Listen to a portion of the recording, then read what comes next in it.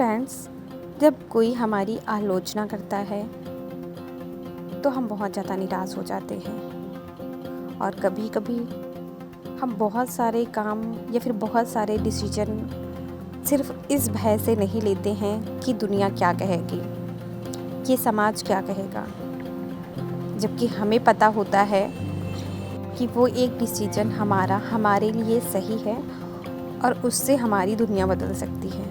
पर फिर भी समाज क्या कहेगा, दुनिया क्या कहेगी, इस भय से हम बहुत सारे ऐसे काम, बहुत सारी ऐसी चीज़ें अपनी ज़िंदगी में नहीं करते हैं। ऐसे ही एक बार एक व्यक्ति समुद्र के किनारे खड़ा था और अचानक समुद्र की एक लहर आई और उसका चप्पल बहा के ले गई। तो वो व्यक्ति समुद्र की रेत पर लिखता है कि समुद्र चोर है, और वहीं दूसरी तरफ कुछ मछुआरे मछली पकड़ रहे थे और वो समुद्र की रेत पर लिखते हैं कि समुद्र पालनहार है। वहीं दूसरी तरफ एक बूढ़ी औरत रो रही थी जिसका बेटा समुद्र में डूबकर मर गया था। तो वो समुद्र की रेत पर लिखती है कि समुद्र हत्यारा है।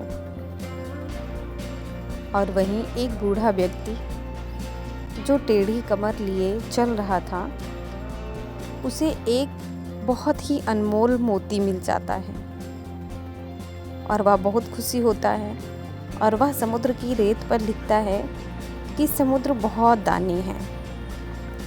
देखते ही देखते एक बहुत बड़ी लहर आती है और सारा कुछ लिखा मिटा देती है। इस कहानी से हमें बहुत सीख मिलती है। समुद्र अपनी मस्त लहरों में एकदम मस्त है।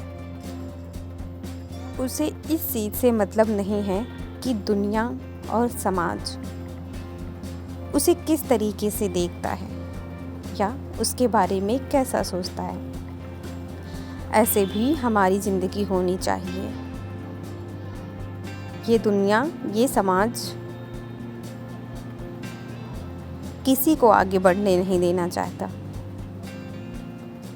अगर हमारी कोई आलोचना करता है तो हम बहुत ज़्यादा दुखी हो जाते हैं। अगर हम अच्छा काम करते रहते हैं और उस काम को लेकर अगर हमारा हाथ से उड़ाया जाता है तो हम वो काम करना छोड़ देते हैं। पर हमें इन समुद्र की लहरों से सीखना चाहिए कि अपनी ज़िंदगी अपने तरीके से कैसे जीना है। हमें अपनी लाइफ में, अपने जीवन में क्या करना है, क्या डिसीजन लेना है, कैसे चीज़ें मैनेज करके चलना है। अगर हम दूसरों की बातों पर, दूसरों के विचारों पर, दूसरों के ऑर्डर पर अपनी ज़िंदगी चलाएंगे तो शायद इन्हीं चीज़ों में सिमट के रह जाएंगे और अपने लक्ष्य तक कभी नहीं पहुंच पाएंगे। तो हमें हमारी ज़िंदगी हमारे तरीके से, हमारे नियमों पे, हमारे वसूलों पे चलानी चाहिए।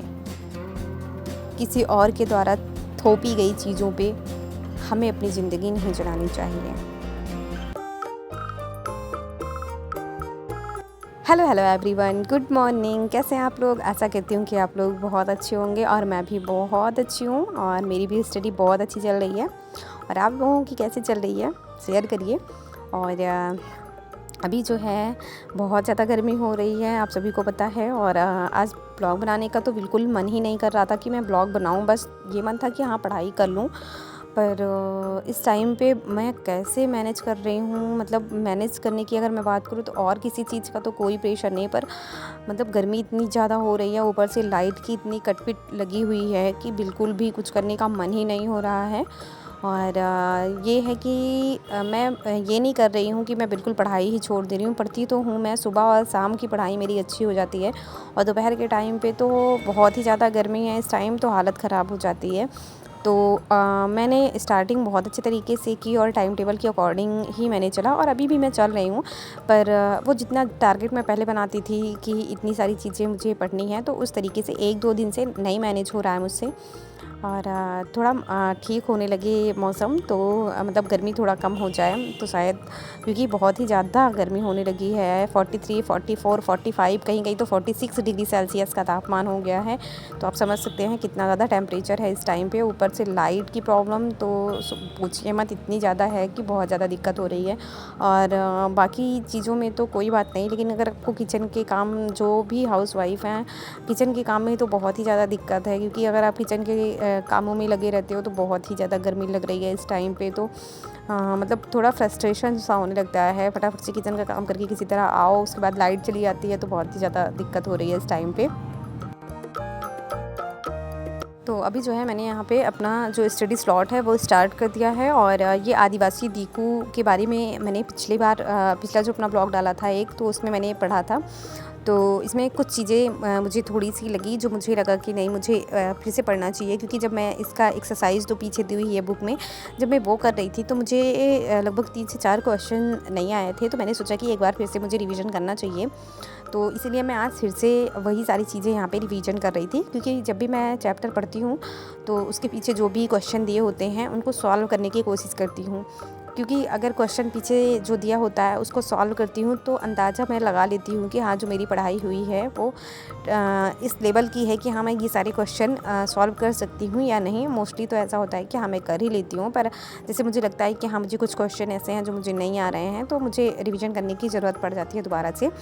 तो ये जो है ये मुझे बहुत इंपॉर्टेंट चैप्टर लगा था, क्योंकि इसमें बिरसा मुंडा के बारे में बहुत सारी जानकारी थी। और मैंने पता नहीं कहाँ पर, शायद मुझे टारगेट विद अंकित पे ये क्वेश्चन मिला था बिरसा मुंडा के बारे में। तो मेरे दिमाग में बहुत टाइम से चल रहा था, पर मुझे मतलब जब मैं वहाँ पे क्लास ले रही थी तो उसका सर, पता नहीं कौन सा मतलब क्वेश्चन था सर का, वो तो मुझे नहीं याद, पर मैंने उसका आंसर नहीं दिया था, मुझे नहीं आ रहा था। तो मेरे अंदर एक जिज्ञासा थी बिरसा मुंडा के बारे में जानने की, पर इन्हीं सब मतलब घर के कामों और बहुत सारी चीज़ें ऐसे हो जाती हैं ना, जिनके चक्कर में मेरे दिमाग से निकल ही गया था।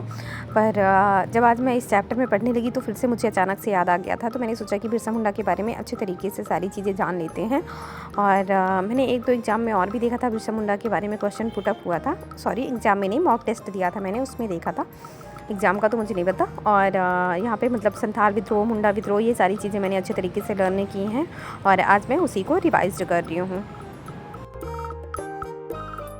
तो आज के ब्लॉग में मैं कुछ ज़्यादा तो स्टडी नहीं कर पाई हूँ, पर जितना कुछ किया आप लोगों के साथ शेयर किया है मैंने। और होप सो आगे चीज़ें मैं और अच्छे तरीके से मतलब लर्न कर पाऊँ। तो आज के लिए बस इतना ही, मिलते हैं नेक्स्ट ब्लॉग में, तब तक के लिए बाय बाय, टेक केयर।